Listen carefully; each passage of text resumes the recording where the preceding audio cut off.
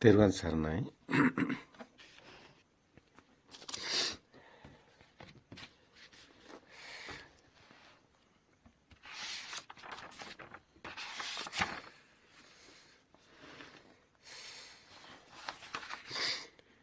ඒතම් මම සූත්‍රය.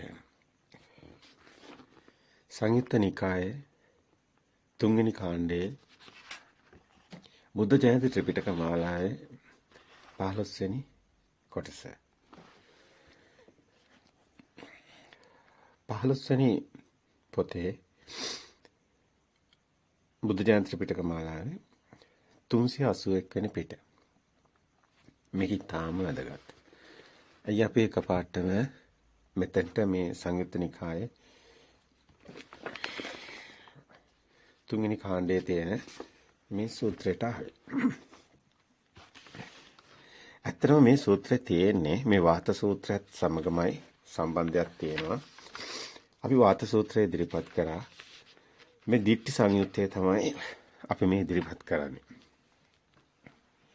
සෝතාපට්ටි වග්ගේ කියන මේ මාතෘකාව යටතේ මේ දිට්ඨි සංයුත්තේ වාත සූත්‍රය අපි මීට කලින් ඉදිරිපත් කරා. ඒ වගේම මෙහි තියෙන වැදගත්කම ඔබට දැනෙවි. මේ සෝතාපට්ටි වග්ගේ කිව්වහම ඕන කෙනෙක් දන්නවා මේ කතා කරන්නේ අතරම සෝවාන් වෙන ආකාරය. අද සමාජයේ ප්‍රචලිත මාතෘකාවක්. අතරම නිවන් මාර්ගය අපිට වැදගත්. නිවන් මාර්ගයට තමයි මේ අපි ප්‍රවේශ වෙන්නේ. නමුත් මේවා අපිට මගහැරලා යන්න බෑ. ඇත්තටම අපිට මේ ඵල පස්සේ යනවා නෙමෙයි. අපිට මේ ඵල අදහසක් නැහැ. නමුත් ඔබට මේ සම්මා දිට්ඨිය පෙන්වන්න ඕනකමක් තියෙනවා. සමාජය තුළ සැඟවුණු මේ ධර්ම කාරණා ඉස්මතු කරන්න ඕනකමක් තියෙනවා. විශේෂයෙන්ම මේ දිට්ඨි සංයුත්තේ ඊටාම වැදගත්. ඇයි අද බොහෝ අයට සෝවාන් වෙන්න බැරි වෙලා තියෙන්නේ? මෙන්න මේ මිත්‍යා දිට්ඨිය නිසා. අද සමාජයේ 90%ක්ම අපි කියනවා මිත්‍යා දිට්ඨියේ සැඟවුණු මේ දශක ගානක කතාවක් තියෙනවා. මේ මිත්‍යා දිට්ඨිය මොකද්ද? සම්මා දිට්ඨිය මොකද්ද කියලා විශේෂයෙන්ම අපේ වැඩිහිටි පරම්පරාවට ගොඩාක් ගැටලුවක් වෙලා තියෙනවා. නූතන යුගයේ නව යෝන් තරුණයින්ට මේ ධර්ම කාරණා ඊටාම ආකර්ශනීය වුන් විසින් සම්මා දිට්ඨිය කුමක්ද කියන එක ග්‍රහණය කර ගනිමින් සිටිනවා. ඒ නිසාම මේ යුගයේ යුග පෙරලියකට හේතු වෙලා තියෙනවා. දශක ගණනකට කලින් සැඟවුණු ඒ වැලියට සැඟවුණු පරම සත්‍යයක් තියෙනවා. ඔබට ඒක අපි නිතරම ඉස්මතු කරනවා. සත්‍යයේ මහා සිංහනාදේ, පරම සත්‍යයේ මහා සිංහනාදේ කියන මාතෘකාව යටතේ මේ දේශනා ඉදිරිපත් කරන්න අපි හිතුවේ. ඇත්තටම අපි ඒ කරන දේශනා හරිම ගැඹීරයි. ගැඹීරයි කියන්නේ මේ සමාජය දෙදරලා යන විදිහට ඒක හේතු කාරණා වෙනවා. ඒ සැඟවුණු නිසාමයි. ධර්මයේ සැඟව ගියේ නම් කුමක් වේද? මේ ධර්මයේ විවර වූයේ නම් කුමක් වේද? ඔබ ධර්මයේ තුලින් මේ දකිනවා. ධර්මයේ සැඟවිය නොහැකි ඒක සබහාදහමයි. නමුත් කාලයගේ ඇවෑමෙන් මේ ධහම යටපත් වූ වගයි පෙනියන්නේ. නමුත් දැන් කාලය වෙනස් වී තිබෙනවා. ඇත්ත වශයෙන්ම කියනවා නම් රහතන් වහන්සේලා බිහි වෙන යුගයේ ඒ රහත් භාවයේ ප්‍රකාශ කරන රහත් භාවයේ නොලැබුව අය රහත් භාවයේ ලැබුව අය සිත සැක සංකා සහිත ඒ රහත් භාවයේ ප්‍රකාශ කිරීම සාමාන්‍ය සිදුවීමක්. නමුත් ඔවුන් සැබවින්ම රහත් වෙලාද කියන ගැටලුවත් එතකොට සමාජයේ තියෙනවා. නමුත් ඒ අතරින් අපි කියනවා ඒ රහත් භාවයේ නැමැති ඒ නිවන් මඟ සාක්ෂාත් කර ගැනීමේ වදන සමාජයට ඉස්මතු වන්නේ සැබෑම රහතුන් වහන්සේලා බිහිවන යුගයේ. බුද්ධ භාවයේ ප්‍රකාශ වෙනකොටත් එහෙමයි. බුදුන් වහන්සේ බුදු කෙනෙක් පහළ වෙනකොට වසර 1000කට පමණ ඇතුළත බුද්ධ ഘോഷයක් තිබුණු බව ධර්මයේ සඳහන් වෙනවා. ඉතින් බොහෝ අය බුද්ධ භාවය ප්‍රකාශ කරා. නමුත් බුද්ධත්වය ලැබලා තිබුණේ නැහැ. අන්න එවැනි යුගයක බුදු කෙනෙක් සැබෑවින්ම පහළ වුණා. ඒ වගේම තමයි ඔබ නිසකවම සැක රහිතවම ඔබගේ සිතට දරා ගන්න මේ යුගයේ රහතන් වහන්සේලාගේ යුගයයි. කොයිතරම් සමාජ ව්‍යසන තිබුණත්, කරදර පසුබිමක් තිබුණත්, ඒ අනිත්‍ය දුක්ඛ අනාත්ම කියන ධර්මයේ මෙනෙහි කරන ඒ අධ්‍යාත්මික ගමනට සියලු කරදර ආශිර්වාදයක්මයි. ඒක ඒකාන්තයි. හරි. ඒ වචන යටතේ අපි යමු. ඇත්තටම අපිට අවශ්‍ය මේ පොතක වාක්‍යයක් කියන්න නෙමෙයි. අපිට අවශ්‍ය මෙහි ඇතුළාන්තයේ පෙන්눔 කර තිබෙන ඒ ගැඹුරු ධර්මයේ ඉස්මතු කරන්න. මේ දිට්ටි සංයුත්තේ කියනකොටම ඔබට දැනෙනවා මේ දෘෂ්ටියක් ගැන කතා කරනවා. ඇත්තට මුළු සමාජයේම තියෙන දෘෂ්ටිකාන්තාරයක. බුදුන් වහන්සේමයි එහෙම දේශනා කරන්නේ. දෘෂ්ටිකාන්තාරයක මේ පුහුදුන් පු탁ජන භූමියේ තියෙන කියන එක. රූපේ පදනම් කරගෙනයි මේ සියල්ල සිද්ධ වෙන්නේ. ඒ වාත සූත්‍රයේදී අපි ඉස්මතු කරෙත් ඒ කාරණේමයි. ඇත්තටම රූපේ සත්‍යයක් නෙමෙයි. රූපේ කියන්නේ බාහිර ඇති සියල්ලම රූප. මෙතන ශබ්ද රූප, ගන්ධ රූප, රස රූප, පොට්ටබ්බ රූප, වර්ණ රූප හැම දෙයක්ම බුදුන් වහන්සේ මේ රූපේ කියන ඔය ඒ වදනින් ප්‍රකාශ කරලා තියෙනවා. ඒක නිසාම මේ රූපය කියලා ගත්තාම ඔබ ඇසට පේන රූපේ පමණක් නෙමෙයි. සියල්ලම රූප. දෙයක් ඔබට හමු වෙනවා නම් ඒ හමු වෙන්නේ සක්කාය කියනකොට හමු වෙන්නේ රූපයක්මයි. එතකොට මේ වාත සූත්‍රයේදී බුදුන් වහන්සේ පෙන්නපු ඒ පුංචි සිහි කිරීමක් කරනවා නම් අපි ඉදිරිපත් කරා ඔබටත් බලන්න පුළුවන්. එහිදී බුදුන් වහන්සේ කියනවා මේ බොහොම ඒක ඇත්තටම බොහොම වටිනා තැනක්. එතනදී බුදුන් වහන්සේ කියනවා මේ මහණෙනි කුමක් ඇති කල්ලි කුමක් නිසා කුමකට පිවිස දුෂ්ටියක් උපදීද? වාතය නොහමති. නදියු ගලා නොබසිති. ගැවිනියෝ ප්‍රසව නොකරති. සඳහිරු උදා නොයිති. නොබසති. ඉන්ද්‍රකීලසෙයින් සිටියා හොයි. මේ සුළඟ ඉන්ද්‍රකීලයක් වගේ තියෙනවා. මේ හුළඟ හමනවා කියන එක අනිත්‍ය ස්වභාවයන්නේ. නමුත් ඉන්ද්‍රකීලයක් කියන්නේ ස්ථිර ස්වභාවයක්. එතකොට ස්ථිර ස්වභාවයක් මේවැය තියෙනවද? සුළඟ හමනකොට අනිත්‍ය ස්වභාවයක් තියෙන්නේ. එතකොට ඒ වාත සූත්‍රයේ පෙන්වන කාරණා ඉර පායනවා. හඳ බැස යනවා. එතකොට මේවා අනිත්‍ය ස්වභාවයක් පෙන්වන්න කරන්නේ. මේවා ස්ථිරයි කියලා කෙනෙක් ගත්තොත් ඒක වෙනවද කියලා අහනවා. සිටියවද? එතකොට කියනවා මේ රූපේ ඇති කල්ලි රූපේ නිසා රූපේට පිවිස රූපේ අරමුණු වෙලා රූපේට පිවිස රූපේ තියනවා කියලා ගත්තොත් වාතය නොමවති. එතකොට හුලඟක් තියනවා කියලා ගන්නවා. නොහමති. දැන් මෙතන ඇත්තටම තියෙන්නේ යම්කි සංවාදානාත්මකව එහෙම නැත්නම් බොහොම මේකේ අර්ථය ඔබ ගන්නකොට ඔබ බලන්න මේ සූත්‍ර දිහා බැලුවම ඔබට දැනි මේ ඉදිරිපත් කිරීම බොහොම ගැඹුරුයි. සැඟවුණු අර්ථයක් මෙහි හැම එකකම තියෙන්නේ. රූපේ ඇති කල්ලි රූපේ නිසා රූපේට පිවිස වාතය නොහමති. නදීහු ගලා නොබසති. මෙබඳු දෘෂ්ටියක් උපදී. ඒ කියන්නේ රූපේ ඇති කල්ලි රූපේ තියනවා කියලා ගත්තොත් මේ සුළඟ තියනවා කියලා ගන්නවා. සුළඟ නොහමති කියන්නේ ස්ථිර ඇඟීමක් වෙනවා කියන එකයි. නදීහු ගලා නොබසති. ඒක ගංගාව ගලන්නේ නැද්ද? ගංගාවක් තියනවා කියලා පේනවා. ගංගාවක් තියනවා කියලා පෙවුනට ඒ ස්ථිර දෘෂ්ටියක් විතරයි. ගංගාවක් අපිට පෙන්වන්න බෑ. වතුර තියෙන්නේ. ඒ වතුර ගලනවා. එතකොට ගඟ ගලනවා. නමුත් අපි ගඟ ගලන එක ස්ථිර හැඟීමකින් පෙනෙන රූපයකින්. මේ තියෙන ගඟ. නමුත් එක ගඟෙන් දෙපාරක් වතුර ගන්න බෑ. ගඟක් කියලා තියෙන දෘෂ්ටියක්. ගඟක් කියලා එහෙම අපි හදාගත්ත දෘෂ්ටියක් තියෙන නාමයක්. නැත්තම් එතන තියෙන වතුර ටිකක්. මෙන්න මේ ගැඹුරුයි මේ කාරණේ. මේ දෘෂ්ටිය මොකක්ද කියන එක. එතකොට සම්මාදිට්ඨිය දකින්න නම් මේ සම්මාදිට්ඨියට එන්න නම් දිට්ඨිය මොකක්ද කියන එක දැනගෙන තියෙන්න ඕනේ. ඒක සම්මාදිට්ඨි සූත්‍රයේ මේ පෙන්නන්නේම මේ මිත්‍යා දිට්ඨියයි සම්මාදිට්ඨියයි වෙන් කරගන්න කලින් දෘෂ්ටිය කියන්නේ මොකක්ද කියලා දැනගන්නවා. දෘෂ්ටිය කියන්නේ මායාව. දෘෂ්ටිය කියන්නේ සත්‍යයක් නෙමෙයි. දෘෂ්ටිගත කෙනා කියන්නේ දෘෂ්ටියක ඉන්න කෙනා. එතකොට ගඟ ගලනවා කියන්නේ ගඟ කියන්නේ දෘෂ්ටියක්. මේ ගඟ කියන එක අල්ලන්න බෑ. අනිත් එක ගඟ කියන එක ඇල්ලුවත් ආව වෙන වතුර ටිකක්. ඒතර ගඟ කියන එක දෘෂ්ටියක්. ඒතර හුලං හමනවා කිව්වට වාතය හමනවා. ඒතකොට මේ පෙන්නන්නේ දෘෂ්ටියක් තියෙන්නේ. එතකොට මේ හැම එකකම දෘෂ්ටියක් බුදුන් වහන්සේ පෙන්නනවා. මේ දෘෂ්ටිය ගඟ ගලනවා කියන එක මේ නදියු ගලා නොබසති. ඒ කියන්නේ ගඟ ස්ථිර හැඟීමකින් ගන්නවා නම් එතන දෘෂ්ටියක් තියෙනවා. ගඟ කියන හැඟීම ස්ථිර හැඟීම දෘෂ්ටියක්. එතකොට හුලඟ කියන හැඟීම දෘෂ්ටියක්. අපිට ඒක පෙන්වන්න බෑ. අපිට ඒක අල්ලලා පෙන්වන්න බෑ. ඒක දෘෂ්ටියක් තියෙන්නේ. එතකොට අපි කියන මේ සබාධාමේ නිර්ණායකයම තමයි බුදුන් වහන්සේ මේ ධර්මයේ තුල තියෙන්නේ. ඇත්තටම ධර්මයේ අවසානයේට ගියහම නිවන් දැක්කට පස්සේ ඒ නිවන්ගේ කෙනෙක් නැහැ. කෙනා නැති වෙනවා. එතකොට පුජ්‍යල භාවය නැති වෙනවා. එතකොට පුජ්‍යලය නැති වෙනවා කියන්නේ පුජ්‍යලය කියන්නේ දෘෂ්ටියක්. දැන් රූපේ කියන්නේ දෘෂ්ටියක්.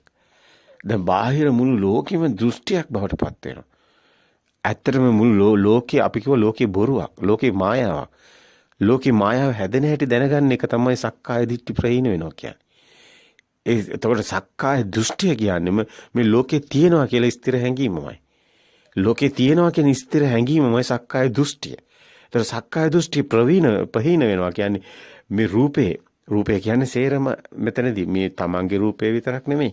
සේරම ආйти මෙතනට. මුළු ලෝකෙම තමන්ට අහිමි වෙනවා. තමන්ට මේ සත්‍ය දකිනකොට ලෝකෙම බොරුවක් කියන එක අවබෝධ වෙනවා. සක්කාය දිට්ඨි ප්‍රහීන වුණු කෙනෙක්ට මේ ලෝකයක් තියෙන විදියක් නැහැ. ලෝකෙම බොරුවක් බව, ලෝකෙම මායාවක් බව අවබෝධ වෙනවා. හැබැයි මේකේ සත්‍ය, පරම සත්‍ය කෙනෙක් හිතනවා නම් මේක සිතේ හැටගන්න ලෝකයක්. ස්කන්ධානම් පාතිභව ආයතනම් පටිලාභෝ අයං උච්ච ජාති. ජාති ධම්ම සූත්‍රයේ මේ කාරණා හොඳින් තියෙනවා. අපි ජාති ධම්ම සූත්‍රය ගැන අපි ඉස්සරහට කතා කරමු. ඒක බොහොම වැදගත්. මොකද මේ ජාතියක් හටගන්නේ එතකොට මේ ආයතනයක් නිසායි. ඇහෙන් රූපයක් දැක්කම ජාතියක් හටගන්නේ. එතනදී අපේ ඒ සූත්‍රයක් විදිහට ගත්තොත් කතා කරන්න පුළුවන්. නමුත් මෙතනදී අපිට මේ දෘෂ්ටිය පෙන්වන්න යනකොට අපිට මේවා ඔක්කොම වැදගත්. වාත සූත්‍රය, ජාති ධම්ම සූත්‍රය මේ හැම එකම වැදගත්. බුදුන් වහන්සේ පෙන්වන්නේ. බුදුන් වහන්සේ ලෝකෙටම පෙන්නනවා මේ ඇත්තම මේ කාරණේ දිහා බැලුවොත් මේ ජාති ධම්ම සූත්‍රය හරියට බැලුවොත් ඒ කෙනාට තේරෙනවා ස්කන්ධයක් නැතුව ජාතියක් හටගන්නේ නැහැ කිව්වමත් තේරෙනවා. එහෙනම් මව් කුසේ නෙමේ මව් කුසෙන් පිළිසිඳුණාට පස්සේ මේ දරුවා ලෝකේ දැකලා රූපයක් හිතෙන් හදාගෙන දෙයක් හදාගන්න තැනයි ජාතිය තියෙන්නේ. ඒ ජාති ධම්ම සූත්‍රය පෙන්වන්නේ එතනට එන්නේ. දැන් අපි බලමු මේ දිට්ඨි සංයුත්තේ දිට්ඨි සූත්‍රය තුළ මේ දෘෂ්ටිය කොහොමද එතකොට? දෘෂ්ටිය තමයි දැන් මේ ලෝකෙම හැදිලා තියෙන්නේ ආයතන හරහා. ස්කන්ධානම් පාතිභාවෝ ආයතනයන් පටිලාභෝ අයං උච්චති ජාති. දැන් ජාතිය හටගෙන තියෙන්නේ, භවය හටගෙන තියෙන්නේ ආයතන හට ගැනීමත් සමගයි. ආයතන හටගන්නේ ඇත්තටම කියනවා නම් නාමයයි රූපයයි හට ගැනීමත් සමගයි. ඒ කියන්නේ මේ පුංචි දරුවා මව් කුසෙන් එළියට එනකොට මව් කුසෙන් එළියට ආපු පුංචි දරුවා ඇත්තටම එළියට ආපු ගාම මේ ලෝකේ ඒ දරුවා දන්නේ නැහැ කිසි දෙයක්. ඉර පායනවා දන්නෙත් නැහැ, හඳ බැස යනවා දන්නෙත් නැහැ. මේ ගංගාව ගලා බසිනවා, හුලං හමනවා ඔය මුකුත් දන්නේ නැහැ. දැන් මේක හොඳටම පෙන්වන්න කරනවා මේ ජාති ධම්ම සූත්‍රය තුලත් මේ දරුවා ඊට පස්සේ කාලයගේ ඇවමින් මේ වර්ණ හඳුන ගන්න කාලෙට එනකොට මේ දරුවා ස්කන්ධය ටික හැදෙන විඳීම හැඳිනීම දැන ගැනීම ඔස්සේ හඳුනගන්නේ. ඒ විඳීම හැඳින් විඳපු දේ හඳුනාගන්නේ දැනගන්නේ මේකට බාහිර සාධක ඉවහල් වෙනවා. අවිද්‍යාව පත්‍ය සංඛාරා එකතු වෙනවා. ඒ සංඛාරා ඒ බාහිරින් මේ අම්මා කිව්වහම තමයි දරුවා දන්නේ මේ අම්මා. තාත්තා කිව්වහම දන්නවා තාත්තා. ඊට පස්සේ දරුවට කිව්වහම මේ රතු පාට. දැන් මොන්ඩිසෝරි යන දරුවෙක් ඔබ දන්නවා. ඔහුට වර්ණ පවා කියලා දෙනවා. පුංචි දරුවට මුකුත් දන්නේ නැහැ. මේ අවුරුදු 3-4 දරුවටත් වර්ණ කියලා දෙනවා. මේ කහ පාට, මේක රෙඩ්, මේක යෙලෝ. මේ නාමي කවනෝ. දත්ත කවනෝ. ඒතකොට නාමයේ කැවුවාම තමයි නාමයේ රූපයයි ගැට ගස්සනවා වගේ දෙයක්. අවිද්‍යාව පත්‍ය සංකාර මේ බාහිරින් සංකාර එකතු කරනවා. ඒතකොට අවිද්‍යාව නොදන්න දරුවට මේ සංකාර එකතු කරන්නේ. එතකොට මේක නිසා අවිද්‍යාව පත්‍ය සංකාර නිසා තමයි සංකාර පත්‍ය විඥාන දැන ගැනීම ඇති වෙන්නේ. ඒතකොට මේ දැන ගැනීම තමයි මේ දරුවා අවසානයේදී මේ ලෝකේ දැනගන්නේ. ඒතකොට මව් කුසෙන් එළියට එනකොට මේ දරුවා ලෝකේ දන්නේ නැහැ. ඒ දරුවා ප්‍රභාස්වරං චිත්තක්. ප්‍රභාස්වර සිතක් තියෙන්නේ. ඒ සිතේ කෙලෙස් නැහැ. ඒ සිතට කෙලෙස් හටගන්න රාග දේශ මොහ හටගන්න ඒක ඇලෙන්න ගැටෙන ඒ දරුවා මේ කිසිම ආසාවක් ඇති වෙන්න හේතු නැහැ. ආසාව නැමැති කෙලෙසේ එතකොට දරුවා තුල නැහැ. එතකොට මේ ප්‍රභාස්වර සිත කියන්නේ කෙලෙස් හට නැති සිත. එතකොට කෙලෙස් නැති සිත තමයි සුද්ධ සිතක්. එතන භවය ගොඩාක් වචන මේකට තියෙනවා. අභිධර්ම භවාංගයේ ඒ වගේ භවාංග සිත් මේ වගේ වචන ගොඩක් තියෙනවා. අපි මේ චිත්ත වීති ගන්නකොටත් මේ හැදෙනකොට සම්පටිච්ඡන සම්තිර්ණ ඕත්තපන ජවන් මේවා හැදෙන හැටි ඒ විදිහම තමයි විඳීම් හැඳිනීම් දැන ගැනීම කියන එක තියෙන්නේ. වේදනා සංඥා සංකාර විඥාන ස්කන්ධ ටික. දැන් ජවන් කියලා කියන්නේ ඇත්තටම මෙතන මේ සංකාර. නැත්තම් මෙතන චේතනා. වේදනා සංඥා චේතනා. ඒ හරහා තමයි වේදනා සංඥා චේතනා හරහා තමයි. ඒතර විඳීම් හැඳිනීම් දැන ගැනීම ඔස්සේ තමයි දෙයක් හැදෙන්නේ. දෙයක් හටගන්නේ ස්කන්ධානම් පාති බව ආයතනේ හදාගන්නේ. ආයතනේ හදාගන්නේ නාමයේ රූපය. දැන් එතකොට මේ විඳීම් හැඳිනීම් දැන ගැනීම ඔස්සේ විඳීම් හැඳිනීම් මේ වේදනා සංඥා සංකාර විඥාන ඔස්සේ තමයි දෙයක් හැදෙන්නේ. ස්කන්ධයක් නිසා. ස්කන්ධානම් පාති බව ආයතනයක් හැදෙන්නේ. ආයතනයන් පටිලාභ. ඇස කියන ආයතනය හැදෙන්නේ ස්කන්ධය නිසායි. එහෙනම් ස්කන්ධානම් පාති බව ආයතනයන් පටිලාභ අයං උච්චති ಜಾති. අන්න එහෙමයි ಜಾතියක් හැදෙන්නේ. එතකොට ඒ ಜಾතිය මොනවද? එතකොට මේක ගස්වල මේ හැදෙන සම්මුති නාමය. බාහිර රූපයට ගැට ගැහුනොත් තමයි ಜಾතියක් හැදෙන්නේ. ඒකයි භවය කියන්නේ. එතකොට පුට්ටු ඇඳම් මේස සේරම සම්මුති නාමයක්. අපි විසින්ම හදාගත්ත ලෝකයක්. අපි විසින්ම දාගත්ත නම් අපි භුක්ති විඳින්නේ. එතකොට අපි ඉන්න ලෝකේ අපිම හදාගත්ත ලෝකයක්. ඒක බාහිර තියෙන ලෝකයක් නෙමෙයි. මේක සිත ඇතුලෙන් හැදුණු ලෝකයක්. ඒකයි මේ ලෝකේ චිත්තේන නියති ලෝකය කියන්නේ. එතකොට මේක සත්‍යයක්ද? මේක බාහිර එහෙම තියෙන එකක්ද? නැහැ. අපි මේ සම්මුති ප්‍රඥාප්ති ඔස්සේ වටිනාකම් අගයක් ඇතිවීම නිසයි කෙලෙසයක් අටගන්නේ. ඒකයි ආසාවක් ඇති වෙන හේතු වෙන්නේ. ඒකයි අල්ල ගැනීමකට හේතු වෙන්නේ. නාමයේ රූපයට ගැට ගැසීම නිසයි. මෙන්න මේ අන්ත දෙක හොඳට දකින්න ඕනි. එතකොට තමයි මේ කෙනාට මේ මොකද්ද මේ දෘෂ්ටිය කියන එක පේන්නේ. ඇයි මේ සංයුත්ත නිකායේ මේ ප්‍රථම භාගයේ සංයුත්ත නිකායේ තුන්වෙනි කාණ්ඩයේ මේ පෙන්වන්නේ මේ සංයුත නිකායේ තුන්වෙනි කාණ්ඩේ මේ බුද්ධ ජන ත්‍රිපිටකයේ 15 වෙනි පොතේ ඔබ මේක දකින්න මේ දිට්ඨි සංයුත්තේ තියෙනවා. ඔබට මේවා දකින්න පුළුවන්. පැහැදිලිවම බුදුන් වහන්සේ දෘෂ්ටිගත මිනිසයා කවුද කියන එක පෙන්නනවා. මේ ලෝකේ දෙයක් තියෙනවා කියලා ගත්තොත් ඉර හඳ ඇල දොළ හැම එකම ඒ ගන්නේ ලෝකේ තියෙනවා වෙන්නේම දෘෂ්ටියක් තුලයි. ඒක වාත සූත්‍රයේ බුදුන් වහන්සේ හොඳට පෙන්නනවා. හැබැයි මේ විග්‍රහය ගැළපීම තමන්ගේ ඥානයේ ප්‍රඥාවටයි ගෝචරයි. ඇත්තටම මේ මහා ඥානයක් මේ හරහා මේ දර්ශනයේ තමන්ට දර්ශන සමාපත්තියත් එක්ක එන මේ මහා ඥානය මේකට හේතු වෙනවා. ඒ මහා ඥානය මේකට හේතු වෙනවා මේක අවබෝධ කර ගැනීම සඳහා. ඇත්තටම මේ වාත සූත්‍රය අපි කලින් ප්‍රකාශ කරපු නිසා අපි එතනට අද එන්නේ නැහැ. එතකොට ඒ හරහා තමයි ඒ වුණාට මේ සියල්ල තියෙන්නේ. මේකේ පැහැදිලියම වාත සූත්‍රයේ පෙන්වන්නේ බුදුන් වහන්සේ ඒ වචන වලින්ම කියනවා නම් මේ ඔබටම බලන්න පුළුවන් මේ රූපේ ඇති කල්ලි රූපේ නිසා රූපයට පිවිස වාතය නොහමති නදීහු ගලා නොබසති ගැබිනියෝ ප්‍රසව නොකරති සඳහිරු නොද වෙති නොබසිති උදා නොවේති ඉන්ද්‍රකීලසෙයින් සිටියාහු මෙබඳු දෘෂ්ටියක් උපදී. එතකොට මේ දෘෂ්ටිය හටගන්නේ රූපේ තියෙනවා මේක තමයි ඇත්තටම අපේ ආරම්භය. අපේ දෘෂ්ටියේ ආරම්භය. දෘෂ්ටියේ ආරම්භේ රූපේ ආරම්භයක්. රූපේ හදාගෙන තියෙන්නේ මේ සිතීම හටගත්ත නාමයේ ගැට ගැසීම නිසායි. නාම රූප එකතු වීම නිසායි සිතක් හටගන්නේ. ඒක නිසායි විඥානේ දැන ගැනීමක් එන්නේ. විඥානේ දැන ගැනීම තමයි සිතක් කියන්නේ. ඒක තමයි මේ මෙතන හොඳින් පැහැදිලි වෙන්නේ. මේ කාරණේ ඊටාම හොඳින් පැහැදිලි වෙලා තියෙනවා මේ ත්‍රිපිටක ග්‍රන්ථවල. ඔබට මෙතනින් අපිට පෙන්වන්න ඕනිකම තිබුණේ. අපි මේවා මීට කලින් දේශනා කරා ප්‍රකාශ කරා. නමුත් මේක ත්‍රිපිටකයේ තුල මේ නිවැරදිව බුදුන් වහන්සේ ප්‍රකාශ කරපු ආකාරයේ ඉදිරිපත් කිරීම ඔබට ඒක බොහොම වැදගත්. මොකද අපේ හැමෝම අපේ වචනයන් නෙමෙයි අතර බුදුන් වහන්සේ ඉදිරිපත් කරපු ඒ කාරණේ තමයි අපි දකින්නේ. ඉතින් ඒක නිසාම තමයි අපි මේ 378 වෙනි පිට ඔබ දකින්න මේ වාත සූත්‍රය තුළ බුදුන් වහන්සේ රූපේකෝ භික්ඛවේ සති රූපං උපාදාය රූපං අහිනීවිසං එවං දිට්ඨි උපජ්ජති න වාත වායන්ති න නජෝ සංයති න ගබ්බිනියෝ විජායන්ති න චන්දිම සූර්යා උදයන්ති වා අපෙන්ති වා මෙතන අර ඉන්ද්‍රකීලයක් වගේ ස්ථිර හැඟීමක් දෙනවා කියන එක එසි කට්ටේ තායිති කියලා කියන්නේ. ඒසි කට්ටායිට ඉටිතාති ඒති කට්ටායිති තාති.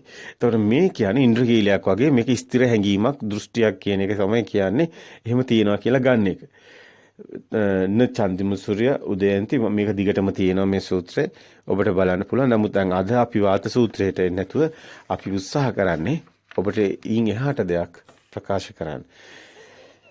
ඊට පස්සේ සංයුත නිකායේ 381 වෙනි පිටේ ඔබට දකින්න පුළුවන් තියෙනවා මේ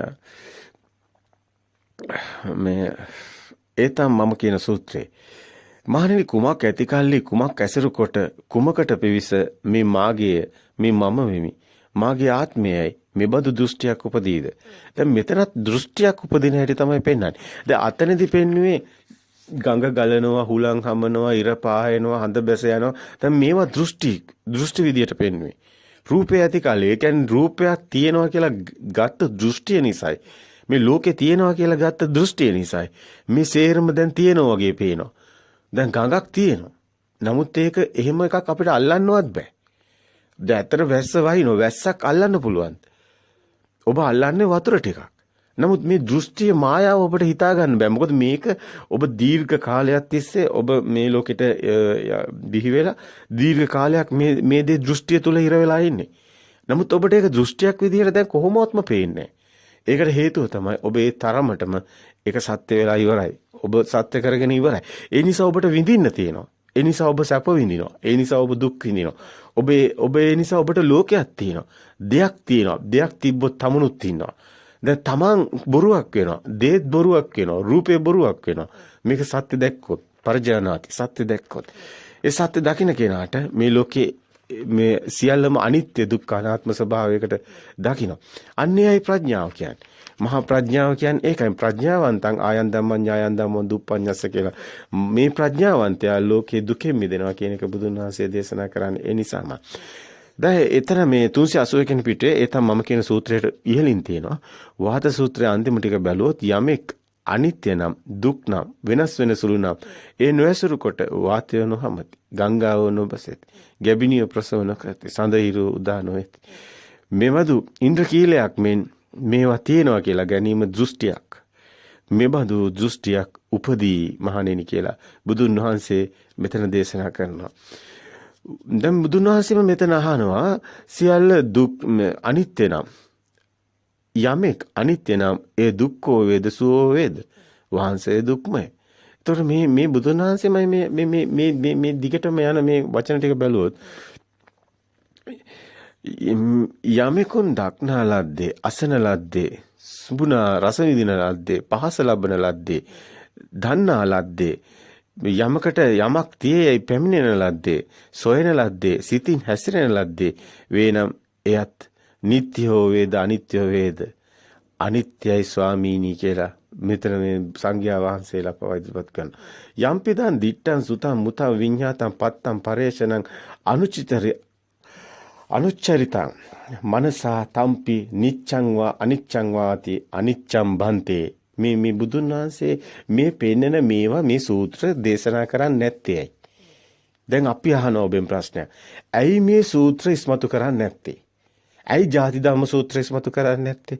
ඇයි මේ දිට්ඨි සංයුත්තේට ඇවිල්ලා මිනිස්සු ඉන්න දෘෂ්ටිය පෙන්වන්නේ නැත්තේ? ඇයි මිනිස්සු දෘෂ්ටිය මුදව ගන්න නැත්තේ? ඇයි මේ සත්‍ය ලෝකෙට හෙළි කරන්නේ නැත්තේ? මේ පරම සත්‍ය. මේ පරම සත්‍ය ලෝකෙට හෙළි කරොත් මිනිස්සු ඔක්කොම ඉන්නේ දෘෂ්ටියක. දෘෂ්ටිකාන්තාරයක. ඒ දෘෂ්ටිකාන්තාරයේ දෘෂ්ටිය තමයි ඇත්තම සංඝයා වහන්සේලා විසින් දේශනා කළ යුත්තේ. ඒක තමයි අපි අර දේශනයක් ඉදිරිපත් කරා. ශුන්‍යතා ප්‍රතිසංයුක්ත දේශනා අනාගතයේ මහණේ මේ භික්ෂුන් වහන්සේලා දේශනා කරන්නේ නැහැ මානෙනි කියලා බුදුන් වහන්සේ අනාගත වාක්‍යයක් දේශනා කරනවා. අද ඒක නේද මේ අය කරන්නේ? අද ඒක නේද මේ අද ශාසනය තුල තියෙන මේ දැන් ඉස්මතු වීගෙන එනවා. ඇත්තටම කාලාන්තරයක් මේක ඉස්මතු කරන්න හැකියාවක් තිබුණ නැතිව අපි නිහතමානීව පිළිගන්නවා. ඒකට හේතුව තමයි ධර්මයේ සැඟවීම. ධර්මයේ සැඟව යෑම. ඒක නිසා යාඥා කරන යදින නිකන් නිවන යදින ස්වභාවයකට තිබ්බා. නමුත් දැන් මේ වෙන යුගයක් නැහැ. දැන් මේ ධර්මයේ එළි වෙලා තියෙනවා. දැන් මේ ධර්මය පටිච්ච සමුප්පාදේ දේශනා කරනවා. දැන් චතුරාර්ය සත්‍ය දේශනා කරනවා. දැන් මේ පිරිසුදු ධර්මයේ දේශනා කරනවා.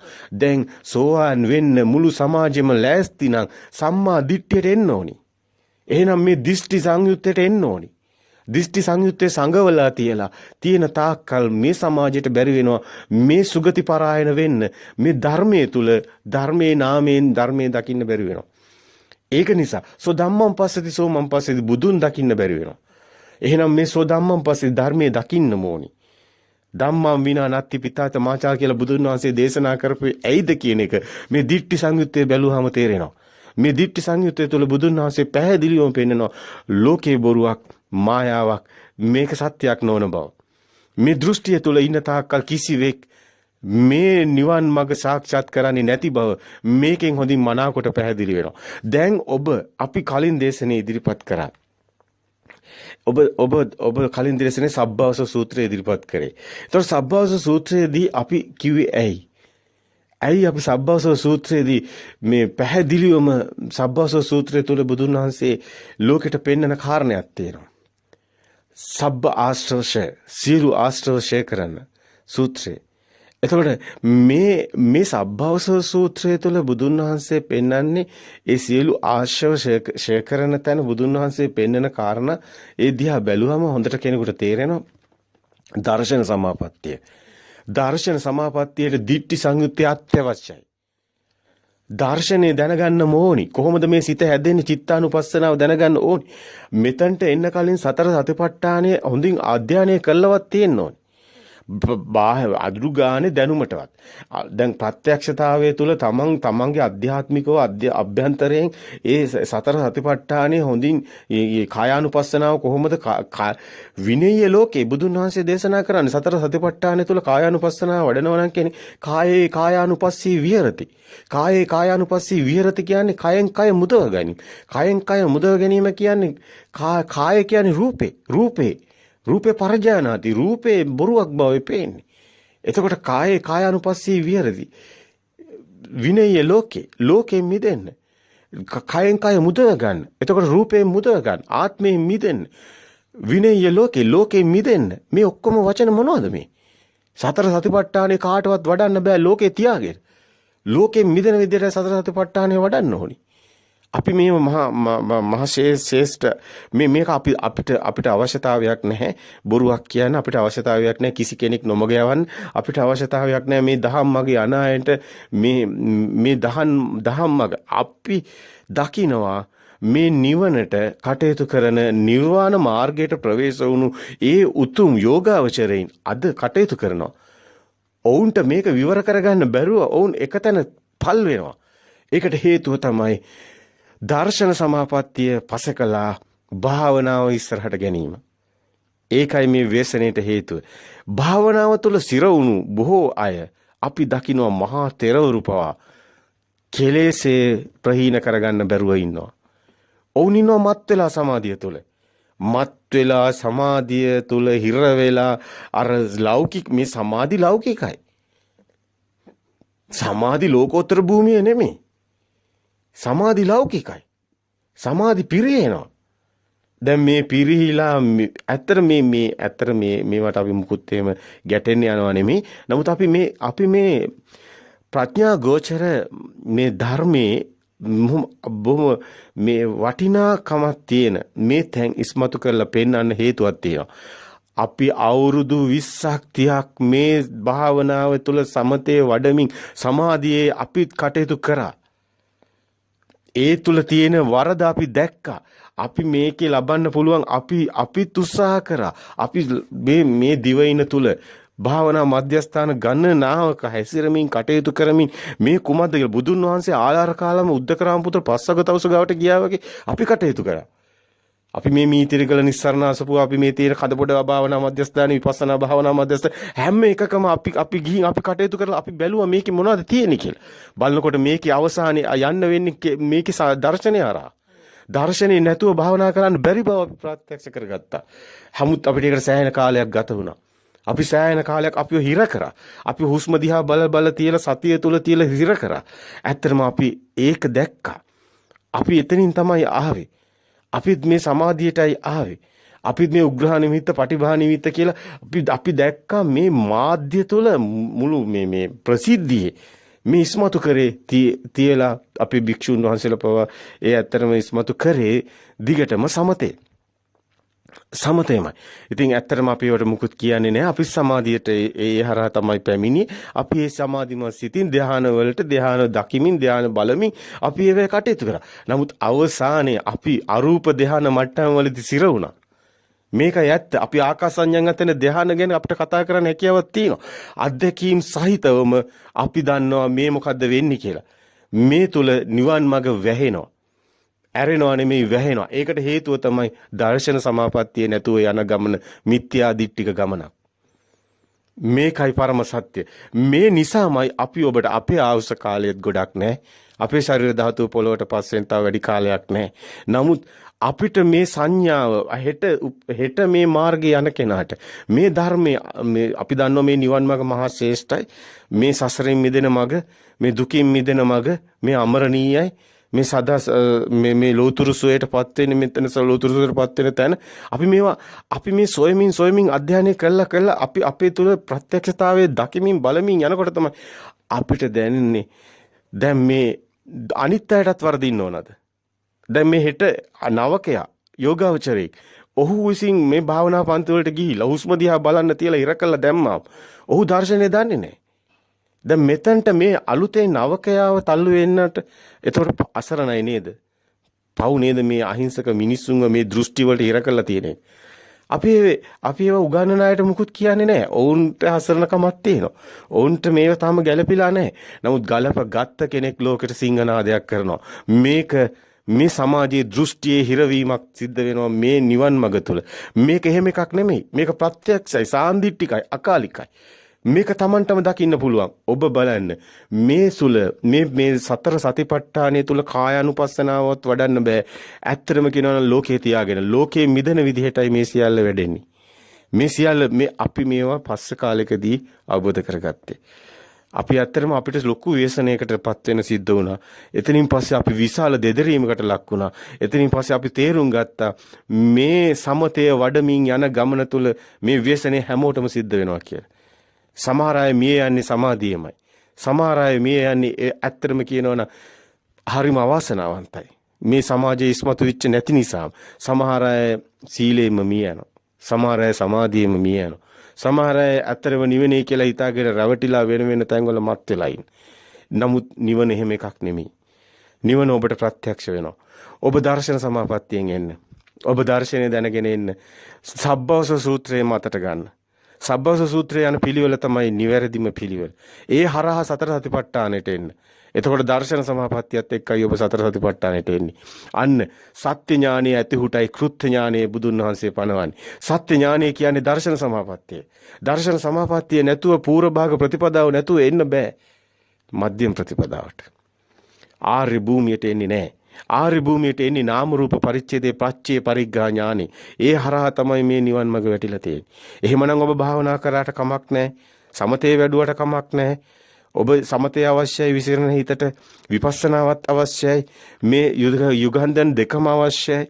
නමුත් ඔබ දැනගන්න ඕනි ලිපිණයේ මාවතේ ඇඩ්‍රස් එක යන්නේ කොහෙටද කියලා. ඔබ යන්නේ කොහාටද කියලා ඔබ දැනගෙන ඉන්න ඕනි. මේ නිවන් මඟ ඔබ යම් කිසි ඡායාවක් දකිමින් දනිමින් යන්න ඕනි. ඒ නිසායි අපි ඔබට මේ දිට්ඨි සංයුත්තේ මේ සූත්‍ර ටික ඉදිරිපත් කරන්න හිතුවේ. මේ දර්ශන සමාපatti සබ්බවස සූත්‍රයේ ගියවර දේශනේ ඊටාම වැදගත්කම අපි දැක්කා.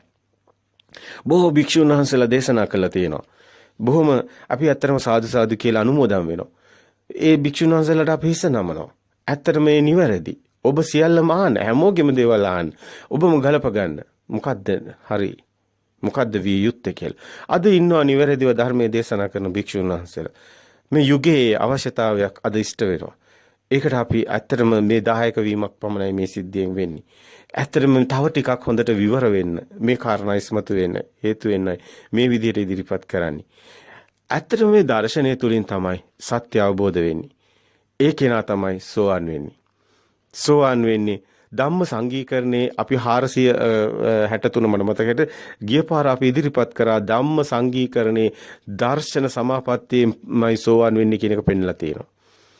පැහැදිලිව පෙන්ලා තියෙන සක්කාය දිට්ඨි විචිකිච්ඡා සීලබ්බත පරාමාස කියන මේ තුන් සංයෝජන බිඳින්නේ දර්ශන සමාපත්තියමයි. ඒකට අවශ්‍යතාවයක් වෙනවා භාවනාව. සමතේ අවශ්‍යයි සමවිසිත විසිරෙනකොට. මේ හැම එකක්ම මේ ගමනේදී අවශ්‍යයි. අපි කිසිම දෙයක් අවශ්‍ය නැහැ කියන්නේ නැහැ. නමුත් සමාධියත් අවශ්‍යයි. හැමදේම අවශ්‍යයි. නමුත් අත්‍යවශ්‍යම නැහැ. දර්ශනීයම තමයි අත්‍යවශ්‍ය වෙන්නේ. සක්කාය දිට්ඨි ප්‍රහීන වෙන්නේ, සීලබ්බත පරාමාස ප්‍රහීන වෙන්නේ, විචිකිච්ඡා ප්‍රහීන වෙන්නේ දර්ශන සමාපatti තියෙන උට විතරයි. කොයිතරම් භාවනා කරත් මෙතනින්මයි දොරටුව තියෙන්නේ. ඒකායන මග්ගෝ අයම් භික්කවේ බුදුන් වහන්සේ පෙන්වන එකම මගයි මහණෙනි නිවනට කියනකොට පෙන්වන්නේ විනේය ලෝකී අවිද්‍යා දෝමනස්සාන. හොඳට මතක තියාගන්න. විනේය ලෝකී අවිද්‍යා දෝමනස්සාන. ලෝකේ තියාගෙන කිසි කෙනෙක් නිවන් දකින්නේ නැහැ. මේ ලෝකේ බොරුවක්, මේ ලෝකේ මායාවක්. මේ බොරුව අවබෝධ වෙන්න නම් මේ අවබෝධ වෙන මග තමයි සිත දකිමින් සිත ඇතුලේ හැදෙන ලෝකයේ චිත්තේන නියති ලෝකයේ අවබෝධ වෙන්නේ. අන්නේ කෙනා තමයි ස්කන්ධාන පාතිභව ආයතන අපට ලැබු අයං උච්ච ಜಾති භවේ ಜಾති සියල්ල සංසිඳලා භව නිරෝධෝ නිබ්බානෙට එන්නේ. අන්න ආයතන නිරෝධෝ සලායතන නිරෝධෝ නිබ්බානෝ කියන නිවන් මගට එනවා. ඒක ඉන්නේ ආයතන හරහා, බාහිර ලෝකෙන් නෙමෙයි. බාහිර ලෝකෙන් කිසි කෙනෙක් නිවන් දකින්නේ නැහැ. ඒක නිසා තමයි බුදුන් වහන්සේ කියන්නේ රෝහිතක් සූත්‍රයේ පවා ඔබ බැලුවොත් තේරේ බාහිරින් නිවන් දකින්න බෑ කියන එකයි. මේ හැම එකකම තියෙන ගන්න ඕනි පණිවිඩය ගන්න. ඒක තමයි ලෝකෙම බොරුවක්. ලෝකේ මායාවක්. අපි නෙමෙයි මේක කියන්නේ. බුදුන් වහන්සේ කියන්නේ. බුදුන් වහන්සේ පෙන්නනවා මේ ලෝකේ කොහොමද මායාවක් වෙන්නේ, ලෝකේ කොහොමද බොරුවක් වෙන්නේ, කොහොමද ලෝකේ හැදෙන්නේ, කොහොමද ලෝකේ අපි දැන් මේ වාත සූත්‍රය තුළ මේ හුලඟම බොරුවක් නේ. ඇත්තනේ ගඟ කියන්නේ බොරුවක් නේ. ගඟ කියලා දෙයක් ලෝකේ නැහැනේ. නදීහු ගලා නොබසති ඒකනේ කියන්නේ. එහෙම ගත්ත ගාම ඒ නදීහු ගලා නොබසති කියපුව ගාම දැන් අපි හිතන් ඉන්නවා ගඟක් කියලා එකක් තියෙනවා. ඔව්. අපිට එහෙම හිතක් තියෙනවා. නෑ. ඒක දෘෂ්ටියක්. අපි කියනවා වැස්ස වහිනවා. නෑ. ඒක දෘෂ්ටියක්. තියෙන වතුර ටිකක් අතට අහුවෙන්නේ වතුර ටිකක්. අපි ඉතින් හදාගත්ත අපේ මතක වලට පෙර අපේ තියෙන අපි ඉපදුණු දවසේ ඉඳන් අපිට දාපු දත්ත ගබඩාවේ තියෙන දත්තයි මේ තියෙන්නේ. අන්න සම්මුති ප්‍රඥාප්ති තියෙන මිනිස්සු හදාගත්තේ. ඒවැ කියනවා වැස්සක් වහිනවා කියලා. ඒවැ කියනවා ගඟක් ගලනවා කියලා. ඒවැ කියනවා මේ ඔක්කොම නම් දැන් ඇමරිකාවේ දැන් ඒ විවිධාකාර රටවල කතා කරන භාෂාව බලන්න. එකද නැහැනේ. එතකොට ඒකේ තියෙනවද ගඟ ගලා බසින එක? ඒ වෙනින්නම් කියනවා. දැන් මේ එක එක නම් මේ දාන්නේ කවුද? මිනිස්සුනේ. ඉතින් ඊට පස්සේ කවුරු හරි කෙනෙක් කිව්වොත් ගඟ කියලා එයාට රූපයක්ම වෙනවා. කවුරු හරි කෙනෙක් කිව්වොත් වැස්ස කියලා මෙයාට රූපයක්ම වෙනවා. දැන් නාම රූප ගැට ගහගෙන ඔබ සැප දුක් විඳිනවා. දැන් සැප දුක් කියන්නේ මායාවක් නෙමෙයි. සැප දුක් කියන්නේ මායාවක්. ඒවා මේ නාමය රූපේ ගැට ගැහෙන හින්දා ඇතිච්ච මායාවක්. ඕකයි මේ දිට්ඨි සංයුත්තේ තියෙන වැදගත්කම. දිට්ඨි සංයුත්තේ කියන්නේ බැලුවොත් බුදුන් වහන්සේ දේශනා කරන්නේ. බුදුන් වහන්සේ දේශනා කරන වචන අපිටත් ඕන වෙලා තියෙනවා ඉස්මතු කරන්න. ඇත්තටම ධර්මය අවබෝධ වුණාම මේ ටික අවබෝධ වෙනවා. සත්‍ය අවබෝධ වුණු කෙනෙක්ට නාම රූප පරිච්ඡේදයකට ගිය කෙනෙක්ට නාමයේ මිදුණු කෙනෙක්ට රූපයේ මිදුණු කෙනෙක්ට සිතින් මිදෙනවා. සිත අවබෝධ වෙනවා. ඒ කෙනාට මොකද වෙන්නේ? සිත බොරුවක් බවයි අවබෝධ වෙන්නේ. මොකද්ද වෙන්නේ? ලෝකෙම බොරුවක් වෙනවා අනිත් පැත්තට ඒක ප්‍රතිබිම්බයක් ලෝකෙම. එතකොට ඒක මොකද්ද වෙන්නේ? දැන් ලෝකෙන් මිදෙනවා. එතකොට මොකද වෙන්නේ? ලෝකෙම බොරුවක් වෙලා. දැන් මොකද වෙන්නේ? දැන් කිසි කෙනෙක් නැහැ. මේකයි කියන්නේ පින් පුඤ්ඤ පාප පහින්ස්ස කියන තැනට එනවා මේ ටික අවබෝධ වෙනකොට. පින් තියෙන්නේ පව් කරන්න දෙයක් තියෙන ඕනි බාහිර. දැන් ඔන්න බලන්න මේ සූත්‍රයේ තියෙන ගැඹීරකම ඔතනින් එනවා. මුළු සමාජයේම කන පිට ගහලා අනිත් පැත්ත ගහලා අර මේක උදාන වාක්‍ය කියනවා භික්ෂුන් වහන්සේලා මේ බුදුන් වහන්සේ මෙහෙම දේශනා කරනකොට පරම සත්‍ය භික්ෂුන් වහන්සේලාට අවබෝධ වෙනවා. අවබෝධ වෙලා භික්ෂුන් වහන්සේලා කියනවා ස්වාමීනි කන පිට ගහපු දෙයක් හොඳ පිට ගැහුවා වගේ දැනුයි අපිට තේරෙන්නේ.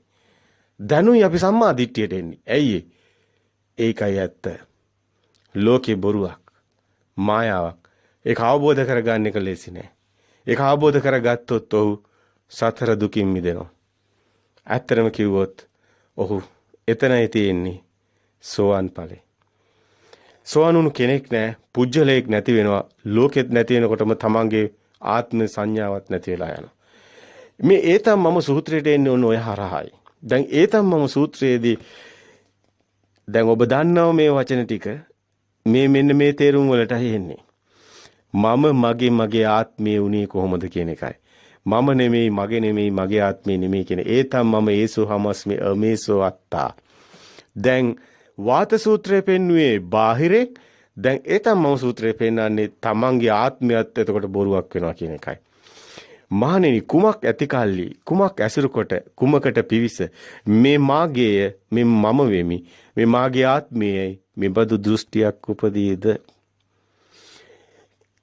කිස්මින්නු කෝ භික්ඛවේ සති කිං උපාදාය කිං අබිනිවේස එවන් දිට්ඨි උපජ්ජති ඒතම්මම ඒසෝ හමස්මි ඒසෝ මේ අත්තාති. මේ බුදුන් වහන්සේ මේ කියන්නේ.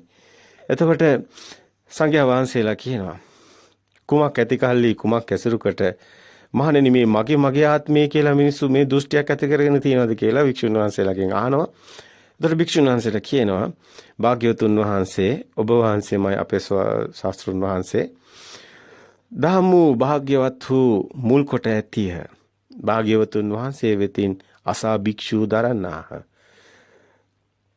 භගව මූලිකා තෝ බන්තේ ධම්මා භගවතෝ සුත්තා භික්ඛු දාරේ සම්තිති.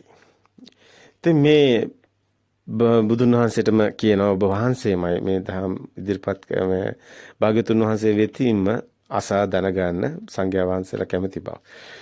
එතකොට බුදුන් වහන්සේ දේශනා කරනවා මේ තමයි සූත්‍රයක් මේ දේශනා කරන්නේ 381 වෙනි පිට බුද්ධ ජයන්ත්‍රේ පිටකේ 15 වෙනි පොතේ. ඔබට මේ දිට්ඨි සංයුත්තේ තාම වැදගත් සමාජය තුළ ඇත්තටම මේ නිකන් මිනිසු මත් කරන ඒව අපි දකින්නේ මාධ්‍ය ආරා ගොඩක් ධර්මයේ කියලා ඉස්මතු කරන්නේ. මේ දිව්‍ය ලෝක යන කතා කරන බණක් අපිට මේ ධර්මයේ තුල පේන්නේ. අපිට මේ ධර්මයේම දෙයක් දැනෙන්නේ. මේක ඔබේ වරදක්ද කොහේ වරදක්ද කාගේ වරදක්ද අපි දන්නේ නැහැ. සෝමාරි සමාජයේ මොකද්ද පටලැවිල්ලක කාලාන්තරයක් හිර වෙලා තිබිච්ච බව අපිට මේකෙන් පේනවා. මොකද මේ සංයුත්ත නිකායේ එක පොතක අපිට එහෙම පේන්නේ නැහෙනි. අපිට පේන්නේ ධර්මයේනේ. දැන් ධර්මයේ තුල තියෙන්නේ මේ සිතින් මිදෙන මගක් නේ. ඉතින් මේකේ මේ වෙන දෙයක් නැහැනේ. මේ ලෝකයේ අවබෝධ මොකද්ද මේ ලෝකයේ මොකද්ද මේ තියෙන අපේ ශරීරය මොකද්ද මේකට වෙන්නේ මොකද්ද මේ හිත කොහොමද මේ හිත හැදිලා තියෙන්නේ මේවනේ ධර්මයේ තුල තියෙන්නේ වෙන මොකුත් නැහැනේ. ඉතින් මේ වෙන මොනවත් ඒවා මේ නිකන් අනිත් ආගම වලට මේ ඒවයි කියන ඒවා ගැන හිතලා මේගොල්ලෝ ඒ විදිහට සමහරට මේ තාලේ අල්ලගෙන යනවා වගේ ગાත කියන සිස්ටම් එකක්ද දන්නේ නැහැ තියෙන්නේ. ඒක කාලාන්තරයක් තියෙන්නේ නැති. නමුත් දැන් යුගයේ වෙනස්. පරම සත්‍ය ඔබ ඇසිය යුතුමයි. මේ තමයි ඔබගේ දෘෂ්ටිය ඔබ විසින්ම හදාගත්ත ලෝකේ සත්‍ය දකින ආකාරය. ඒ තමයි සූත්‍රයේ බුදුන් වහන්සේ එතකොට මෙන්න මෙහෙම සංඝයාට දේශනා කරනවා. මහණෙනි රූපේ ඇති කල්හි රූපේ ඇසුරු කොට රූපයට පිවිස තෙල මාගේ තෙල මම වෙමි. මාගේ ආත්මය මෙබඳු දෘෂ්ටියක් උපදී. මේ රූපේ ඇති කල්ලි එතකොට බුදුන් වහන්සේ කියනවා මේ මම මගේ ආත්මය කියලා දෘෂ්ටියක් උපදී. දැන් රූපේ කියලා එකක් මේ බොරුවක් මායාවක් කියලා වාත සූත්‍රයේදී හොඳින් පෙන්නනවා. දැන් රූපේ තියනවා කියලා ගත්තොත් තමයි මේ සේරම තියෙන්නේ. හැබැයි රූපේ මායාවක්. ඒක අවබෝධ කරගන්න එකයි. එතකොට මේ රූපේ පරජානත් රූපේ අවබෝධ කරගන්න නම් ඒක නා දකින්න ඕනේ. රූපය හැදෙන හැටි. එතකොට රූපේ බොරුවක් කියලා ඒක හැදෙන හැටි අවබෝධ වුණොත් ඒක නා දන්නවා. එහෙනම් මේ සේරම බොරු වෙනවා. මම කියලා කෙනෙක් නැහැ. මගේ කියලා දේවල් නැහැ. මගේ ආත්මය කියලා දෙයක්වත් නැහැ. මේ සේරම දෘෂ්ටි මායා කියලා. වේදනාව ඇති කල්ලි සංඥාව ඇති කල්ලි සංකාර ඇති කල්ලි විඥාන ඇති කල්ලි විඥානය ඇසුරු කොට විඥාණයට පිවිස මම මගේ ආත්මය කියලා දෘෂ්ටියක් උපදිනවා කියන එකයි. එතකොට මේ ඒ තමයි මම දෘෂ්ටි සූත්‍රය තුල පෙන්නන්නේ.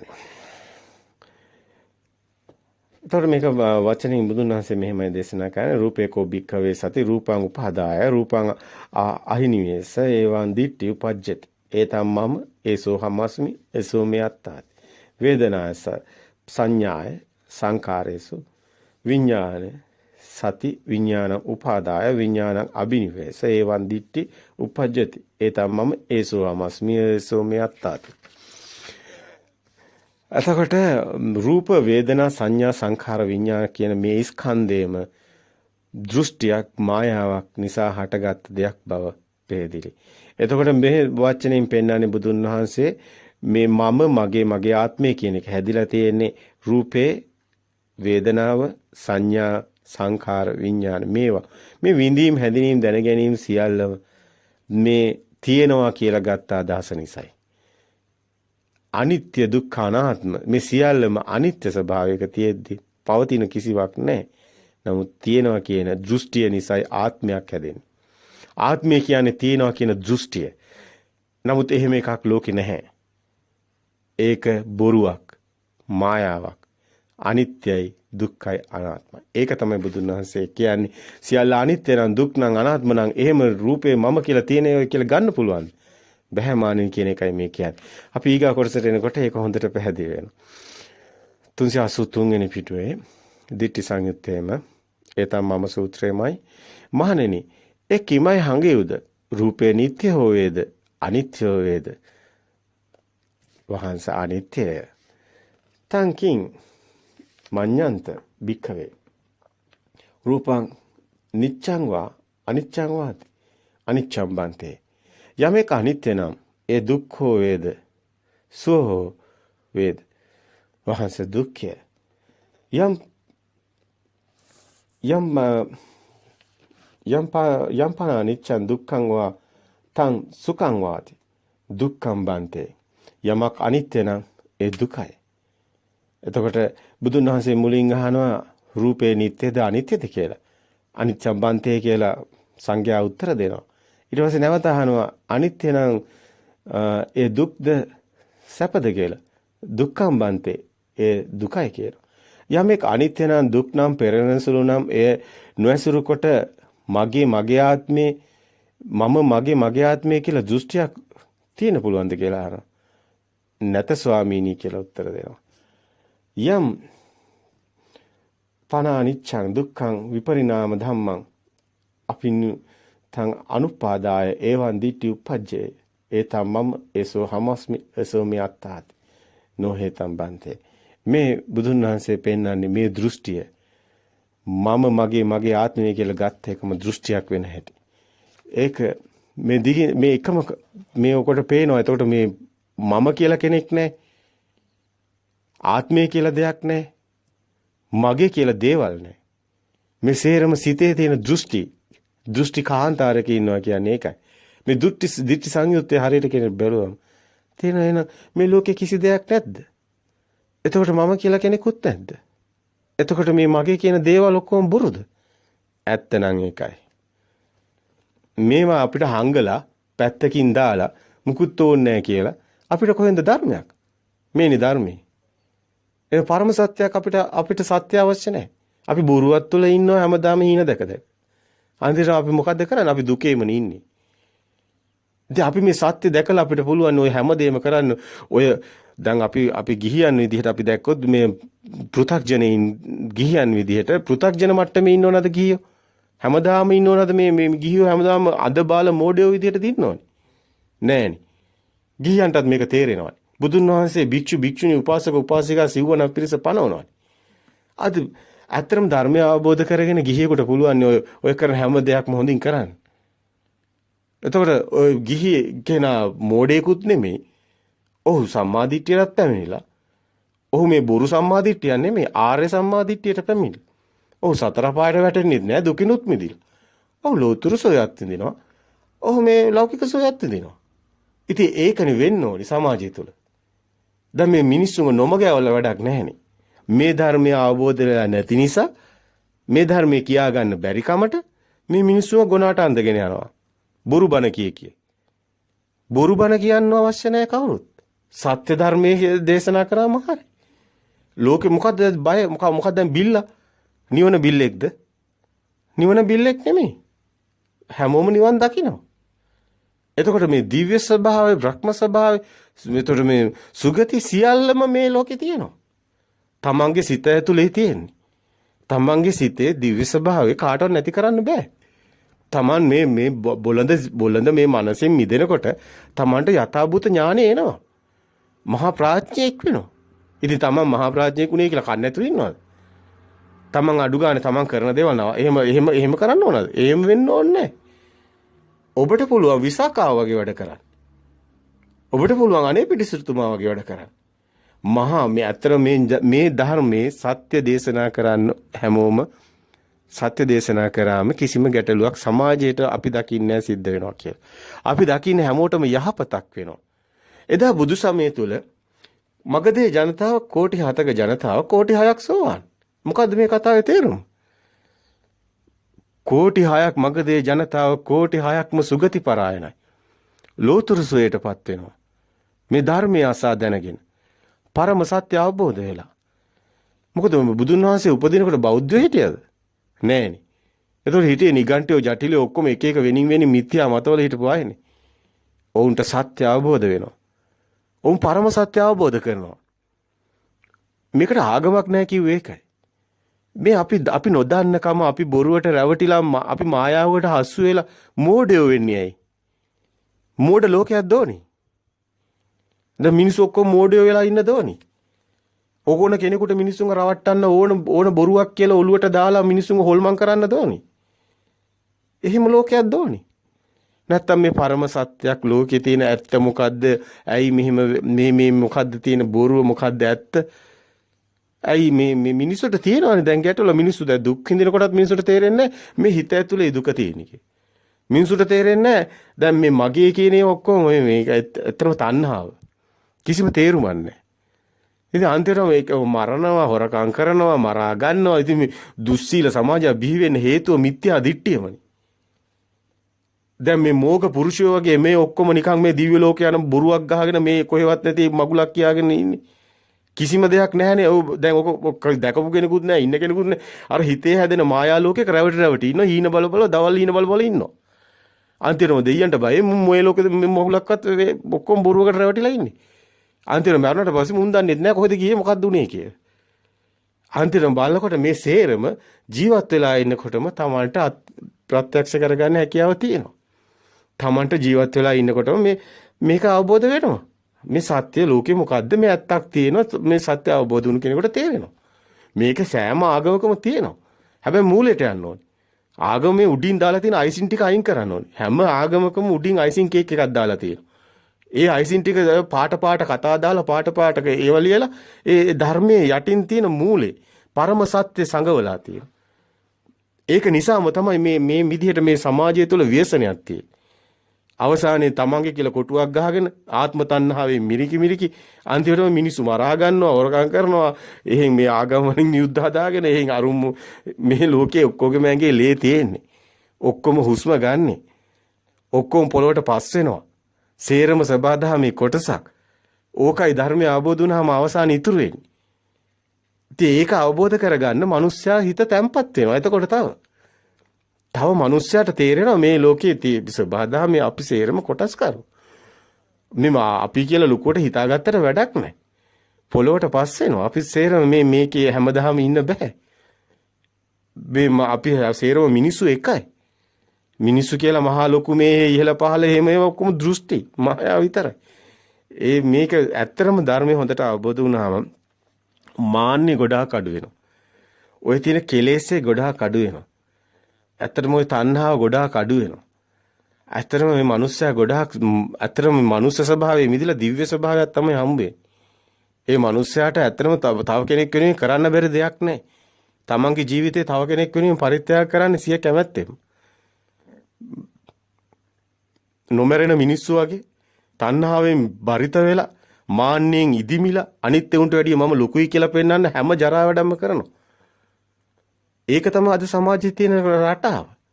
අද සමාජයේ තව එකෙක් දානයක් දෙන්නේ ගිහිල්ලා මොකක් හරි කරන්නේත් බබලෙන්න බලාගෙන. ලොකුකම හදාගන්න මුදුන වෙන්න. දැන් ඒක කෙලෙසේ. ඒ තණ්හාවම තමයි තියෙන්නේ. ඉතින් මේක මේ සමාජයේ කන පිට හැරිච්ච එක නම් පුදුමයක් නෙමෙයි. බුදුන් වහන්සේගේ කාලෙත් එහෙම බුදුන් වහන්සේ තුල දේශනා කරන කන පිට හැරුණු සමාජයක්, කන පිට හැරුණු දෙයක් අනිත් පැත්තට හැරුණු සංඝයා වහන්සේලා ගොඩක් දේශනා කරනවා. ඉතින් අපිටත් තේරෙනවා. හැබැයි මේ ධර්ම අවබෝධ වුණාම මහා නිවීමක් තමයි සිද්ධ වෙන්නේ. අභ්‍යන්තරයේ ආධ්‍යාත්මිකව මහා දියුණුවක්, මහා නිවීමක් තමන්ගේ ජීවිතේ උනත් ඕන කෙනෙකුට පරිත්‍යාග කරන්න පුළුවන් මහා උත්තරීතර සිතුවිලි සකස් වෙනවා. ඉතින් මේක මහා ශ්‍රේෂ්ඨ තමන්ම සබදාමේ කොටසක් බව අවබෝධ වෙනවා. ඉතින් ඒ තුල තම මනුස්සත්වයේ අභිභවාගිය මහා දිව්‍ය ස්වභාවයකටපත් වෙනවා. ඇත්තටම අර ප්‍රභාස්වර සිත කියන එක දැක්කාම තමන්ට තේරෙනවා ඒ ප්‍රභාස්වර සිත තමන්ට ප්‍රත්‍යක්ෂතාවයකට එනවා. මේ නාම රූප මේ ධර්මයේ තුල තියෙන කාරණා යමෙක් අවබෝධ කරගත්තොත් ඔහුට ප්‍රභාස්වර සිත හමු වෙනවා. ඇත්තටම සුද්ධාත්මය හමු වෙනවා. ඇත්තටම මේ සුද්ධාත්මය තුළ ලෝතුරු සුවය මේ ජීවමානවම විඳිනවා. ඒකයි ඇත්ත. ඔහුට මේ සුන්දර ලෝකයක් පේනවා. ඔහුට මේ හැම සද්දයකම පේනවා ධර්මයේ. ඔහුට මේ හැම පාඨකම හැම සද්දයකම මුළු ලෝකෙම ධර්මයේ දකිනවා. පුදුම ඔහුගේ ස්වභාවය පුදුම විදිහට වෙනස් වෙනවා. අතර මේ සෝවාන් පුජ්‍යලයාගේ ස්වභාවය ඒ මාර්ගඵලලාභීන්ගේ ස්වභාවය ඒකයි. අතරම ඔවුන්ට කෙලෙසය නැති වෙන තැනයි රහත් භාවයේ තියෙන්නේ. කෙලෙසය නැති වෙන තැන රහත් භාවය කියන එක ඊටාම උත්තරීතර නෙමෙයිද? දැන් කෙලස් තියෙන මිනිස්සෙක්ද රහත් වෙලයි. ඒක වෙන්නේ නැහනේ. ඒක හොඳටම තේරෙනවානේ. දැන් මේවා හොඳට දකින්නකොටත් මේවා හොඳට ගලප ගන්නකොටත් අපිට තේරෙන මොකද්ද මේ සම්මා දිට්ඨිය කියන්නේ කියලා. මිත්‍යා දිට්ඨිය කියන්නේ මොකක්ද කියලා. දැන් අපි මේ පැහැදිලි කරපු ඒ පුංචි කාරණා ටික ගොඩක් වැදගත් වෙනවා ඒ තමම සූත්‍රය තුල. ඉතින් බුදුන් වහන්සේ මේ කාරණාව තමයි ඉදිරිපත් කරන්නේ. යමෙක් අනිත්‍ය නම් ඒ දුක්ඛෝ වේද සුඛෝ වේද දුක්ඛය යම් පන අනිච්ඡං දුක්ඛං වා තං සුඛං වාති දුක්ඛං බන්තේ යමෙක් අනිත්‍ය නම් දුක් නම් පෙරලෙන සංග නම් ඒ නොසුරු කොට මගේ ආත්මේ මම මගේ ආත්මය යන දෘෂ්ටියක් උපදීද නොහේතබ්බන්තේ නැත ස්වාමීනි යම් පන අනිච්ඡං දුක්ඛං විපරිණාම ධම්මං අපිනුතං අනුපාදාය එවං දිට්ඨි උපජ්ජති එතම් මම ඒසෝ හමස්මි ඒසෝ මේ අත්තාත් යම් මේ යමෙකුත් දක්නා ලද්දේ අසන ලද්දේ සුඹුනා රස විඳිනා පහස්නා ලද්දේ දන්නා ලද්දේ පැමිණෙන ලද්දේ සොයන ලද්දේ සිතින් හැසිරෙන ලද්දේ වේනම් එයත් අනිත්‍ය වේද දුක්ඛ වේද වහන්ස එය අනිත්‍යය යම්පිතං දිත්තං සුතං වා මුතං වා විඥානං විඤ්ඤාතං පත්තං පරේෂතං අනුවිචරිතං මනසා තම්පි නිච්ඡං වා අනිච්චා බන්තේ එතකොට යමෙක් අනිත්‍ය නම් දුක් නම් දුක්ඛෝ වේද සුඛෝ වේද යම් පන අනිච්චං දුක්ඛං වා තං සුඛං වාති වහන්ස දුක්ඛය දුක්ඛං බන්තේ යමෙක් අනිත්‍ය නම් දුක් නම් වෙනස් වෙන සුළු නම් ඒ නොඇසුරු කොට තෙල මගේ ආත්මේ මම මගේ ආත්මේ මෙබඳු දෘෂ්ටියක් උපදීද යම් පන අනිච්චං දුක්ඛං විපරිණාම ධම්මං අපිනුතං අනුපාදාය එවං දිට්ඨි උපජ්ජය ඒතම් මම ඒසෝහමස්මි ඒසෝ මේ අත්තාති නෝ හේතම් බන්තේ ඒ නොවේ ස්වාමීනි ඒ නොවේමයි ස්වාමීනි ඒ වහන්ස තෙල නොවේමයි මහණෙනි යම් කලක මෙබඳු දෘෂ්ටියක් මේ දිට්ඨාදී සිතෙන්හි අරිසාහුගේ සැකේ ප්‍රහීන වූයේ නම්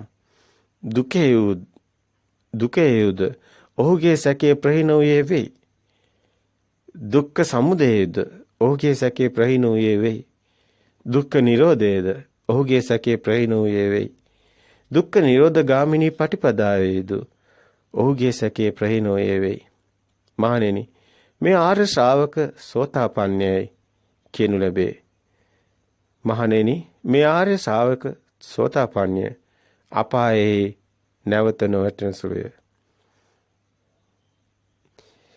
ගතිනියතය සම්බෝධිය පිහිටකට ඇත්තේ කියනු ලැබේ. මෙන්න මේ සම්මාදිට්ඨියේ තියෙන වටිනාකම් මේ ලෝකේ මායාවක් බොරුවක් කියලා එකිනෙකට අවබෝධ වෙනකොට අන්නේ කෙනාට අවබෝධ වෙනවා මම කියන මේ සංඥාව, මේ මගේ කියන රූපේ, මේ මගේ ආත්මය කියන එකත් බොරුවක් කියන එක. එයත් සිතේම හැදෙන මායාවක් කියන එක. මෙන්න මේක අවබෝධ වුණු කෙනා ඒකට ඇලෙන්නේ නැහැ. මේ සැප කියන්නේත් දුක කියන්නේත් සිතේ හැදෙන මායාවක් කියන එක අන්නේ කෙනාට අවබෝධ වෙනවා. ඒ කෙනා මේ සැප පස්සේ හඹාගෙන යන්නේ දුක පස්සේ ඕනාට වැඩිය වැළපෙන්නේ යන්නේ. ඒ කෙනා දුකින් මිදෙනවා. ඒ කෙනා මේ සැප දුක කියන ගින්නෙන් මිදෙනවා. අන්නේ කෙනා මහා සාන්ත සුවයටපත් වෙනවා. අන්නේ කෙනා ලෝකේ දුකින් මිදෙනවා. ඒ කෙනා මේ සසර දුකින් මිදෙනවා. ඒ බවයි මේ අවසාන කොටසේදී බුදුන් වහන්සේ පැහැදිලි කරන්නේ. මේ සම්බෝධි පරායනය වෙනවා කියන එක. ඒ වගේම දුකත් සමුදයත් නිරෝධයත් මාර්ගයත් අන්නේ කෙනාට මේ කෙනා දුක්ඛ නිරෝධ ගාමිනී ප්‍රතිපදාවේ සැකේ ප්‍රහීන වූයේ වේ. සියලු සැක ප්‍රහීන වූයේ වේ. සියලු සැක ප්‍රහීන වූ තන ආර්ය ස්වභාවයටපත් වේ. ආර්ය ශ්‍රාවකයෙක් කියන්නේ එහෙනම් සැක සියල්ල ප්‍රහීන වූ කෙනෙක්. සැක තියෙන තාක්කල්, දෘෂ්ටි තියෙන තාක්කල් මේ ආර්ය ස්වභාවයට කිසිවෙක්පත් වෙන්නේ නැහැ. අපි මීට ඉස්සරහට අපි ගමු ඊගාව දේශනාවලට. තව මේකෙත් ගැඹුරු පැත්තක් තියෙනවා. අපි මේ බුද්ධ වචනේ පොඩ්ඩක් බලමු. යතෝකෝ භික්ඛවේ අරිය ශාවකස්ස ඉමේසු චසු ඨානේසු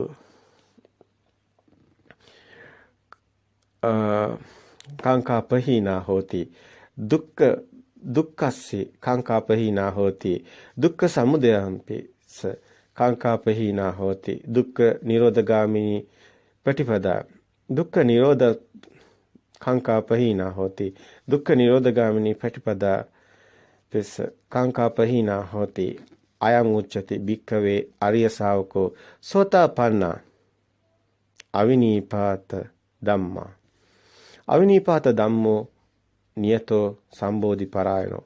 මෙන්න මේකයි නියත සම්බෝධි පරායන ආකාරය. තව අපි ඉස්සරහට අපි මේකේ අපිට ඔබට පෙන්වන්න තියෙන සූත්‍ර කීපයක්ම මේ අපි අද කතා කරේ ඒ තමයි මම කියන සූත්‍රේ. අපි ඉස්සරහට අපිට තියෙන ඔබට පෙන්වන්න මේ දෘෂ්ටියේ තවත් තියෙන භයානක පැති. මේ නත්ති දින්න කියන සූත්‍රයක් ඉස්සරහා අපිට තියෙනවා. ඔබට දැම්ම සිහි කරන්න පුළුවන්. ඔබ රකින්න සියලු ශ්‍රී සීල වූත දෙයක් නිසයි හටගෙන තියෙන්නේ. ඒ සියල්ලම මිත්‍යා දිට්ඨියකයි තියෙන්නේ. මේ නත්ති දින්න සූත්‍රය තුල පෙන්වන්නේ බුදුන් වහන්සේ මේ කාරණා. ඔබටත් මේ දේශනය ඇසුනොත් ඔබට පුළුවනි දැම්ම වුණත් මේ කාරණා හොයලා බලන්න. මේ නත්ති දින්න සූත්‍රය තුල තමන් කරන සියල්ල කර්මය ගැන විපාක ගැන යම් පැහැදිලි කිරීමක් තියෙනවා. එතන තියෙන නත්ති දින්න සූත්‍රය තුල ඔබ බැලුවොත් ඔබට තේරෙයි ඔබ සීල් ගන්නවා කියනවා. ඔය සීලේ තියෙන්නේ දෘෂ්ටියක් තුලයි. මායාවක් තුලයි. ඔබ අල්ලගෙන ඉන්නේ සීලයක්ද කොතනද මොකද්ද දෙයක්ද දරුවෙක්ද සියල්ලම දෘෂ්ටියක්මයි. ඒ ඔබට යම් දවසක ප්‍රත්‍යක්ෂ වුණොත් අන්න එදාටයි ඔබ සියලු දෘෂ්ටීන්ගෙන් මිදිලා මේ සම්මා දිට්ඨියට ප්‍රවේශ වෙන්නේ. අනේ වචනේ ඔබට තියමින් ඔබ අල්ලන් ඉන්න සියල්ලම මේකේ ධර්මයේ පවා සමාධිය පවා සීලේ පවා අපි අල්ලන් ඉන්න ධර්මයේ කියන මේ නිවන පවා අල්ලගෙන හිටියොත් ඒ හැම එකම දෘෂ්ටියක්මයි. සිතේම තියෙන මායා බන්ධනයක්මයි. ඒ තාක් අපිට සැනසීමක් නැහැ. සම්මා දිට්ඨියට පත්වීමකුත් නැහැ. මේ අවබෝධය ඇති වෝනි මේ ධහමට යමෙක් සිත තියන. මේ ධහම තුළ කිසිවක්ම අපිට හම්බ වෙන්නේ නැහැ. ලොකුකම් මුකුත්ම හම්බ වෙන්නේ නැහැ. ලොකුකම් තියෙනකම් මාන්නේ තියෙනවා. මගේ කියලා කිසි දෙයක් නැහැ. මමේ කියලා කෙනෙකුත් නැහැ. මේවා මොනවා හරි මගේ කියලා කාට හරි තියෙනවා. මමේ කියලා මොනවා හරි රූපයක් හරි තියෙනවා. ඔහු කවදාවත් නිවන් දකින්නේ නැහැ. ඒ තාක් ඔහු නිවන් දකින්නේ නැහැ. අඩුම තරමින් සෝවන් වෙන්නේවත් නැහැ. ආර්ය භූමියට ප්‍රවේශ වෙන්නේවත් නැහැ. ඇත්තම කියනවා නම් පුහුදුන් අර මිත්‍යා දිට්ඨික පෘථග්ජන භූමියමයි. ඒක නිසා අද සමාජයට ගොඩාක් වැදගත් මේ ඉදිරිපත් කරපු ඉදිරිපත් කිරීම. මේ තුල ගොඩාක් ගැඹිලා තියෙන සම්මා දිට්ඨියට ප්‍රවේශ වෙන ආකාරය. සම්මා දිට්ඨියට ප්‍රවේශ වෙනවා නම් ඔහුගේ සිත තුළින් සියල්ලම ඉවත් විය යුතුයි. අල්ලගෙන දෘෂ්ටි තියෙනවා නම් ඒ දෘෂ්ටි සියල්ලම ඉවත් විය යුතුයි. පරම සත්‍යමයි ඔහුගේ සිතේ රවුපිල් රවුදිය යුතු වන්නේ. සත්‍ය නම් මේ ලෝකේ සත්‍ය යථා ස්වභාවය අවබෝධ කරගෙන Tamanට පුළුවනි රැවටෙන්නේ නැතිව නිකම් අර අන්ධෙක් වගේ අන්ධ භක්තිකයට යන්නේ නැතුව ඔය අධිහිලි විශ්වාස පස්සේ දුවන්නේ නැතුව Tamanට පුළුවනි ප්‍රත්‍යක්ෂතාවයට කටයුතු කරන්න. බුදුන් වහන්සේ කියන්නේ නැහැ වෙන දහමක්. බුදුන් වහන්සේ කියන්නේ ප්‍රත්‍යක්ෂතාවය තුල සිටින දහමක්. ඒක තුල කිසිම ඇදහිීමක් නැහැ. ඒක තුල කිසිම ඒ ඇදහිලි ඒවා මේ ප්‍රාර්ථනා කියලා යාඥා නැහැ. මේ ධහම තුල බෞද්ධයාට යාඥා නැහැ. බෞද්ධයාට ප්‍රාර්ථනා කිරි නැහැ. බෞද්ධයාට ඇදහිලි නැහැ. බෞද්ධයාට තියෙන්නේ ප්‍රත්‍යක්ෂතාවය පමණයි. මේ දැන් ප්‍රත්‍යක්ෂ වෙන්න ඕනි තමන්ගේ හිත ඇතුලෙන් සියල්ලම. තමන්ට ප්‍රත්‍යක්ෂ වුණොත් විතරයි ධහමත් පිළිගන්නේ කියලා බුදුන් වහන්සේ දේශනා කරන්නේ. එයයි බුද්ධ වචනේ. සාන්දිටිකෝ අකාලිකෝ ඒයිපස්සිකෝ ඕපනයිකෝ පච්චුප්පන්නංචය ඒ ධම්ම.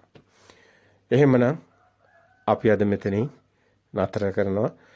මේ සම්මා දිට්ඨියට සියල්ලෝම ප්‍රවේශ වෙන්න ඕනි. එයයි අපගේ මේ දිට්ඨි සංයුත්තේ ඉදිරිපත් කිරීමේ ආරම්භය.